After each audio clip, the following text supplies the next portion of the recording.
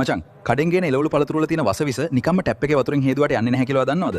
ලොකු හෝටල් වල මේ වස යවන්න වෙනම මැෂින් තිබුණට ගෙදරදීම මේක ලේසින් කරගන්න පුළුවන් පට්ටම ක්‍රමයක් තියෙනවා. සාමාන්‍යයෙන් තරු පහේ ලොකු හෝටල් වල මේ කුමිනාශක අයින් කරන්න ලක්ෂ ගණන් වටින ඕසෝන් සහ අල්ට්‍රාසොනික් මැෂින් තමයි පාවිච්චි කරන්නේ. හැබැයි සාමාන්‍ය ගෙදරක කුස්සියට මේ මැෂින් ගේන්න බැහැනේ.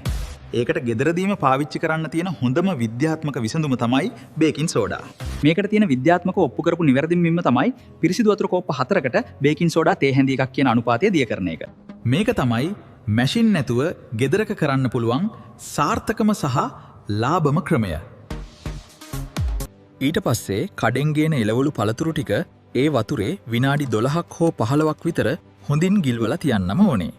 මේ වෙලාව ඇතුළත බේකින් සෝඩාවල රසායනික ක්‍රියාවලියට කුමිනාශකවල සැර සම්පූර්ණයෙන්ම කැඩිලා යනවා. අන්තිමට පිරිසිදු වතුරෙන් ආයමත් හොදගන්න විතරයි තියෙන්නේ. ඔයා මේ වෙනකන් එළවලු පළතුරු හේදුවේ කොහොමද? පහලින් කමෙන්ට් කරන්න. පවුලේ අයගේ සෞඛ්‍යය ගැන හිතන හැමෝටම දැනගන්න මේ වටිනා වීඩියෝ එක අනිවාර්යයෙන්ම ෂෙයා කරන්න.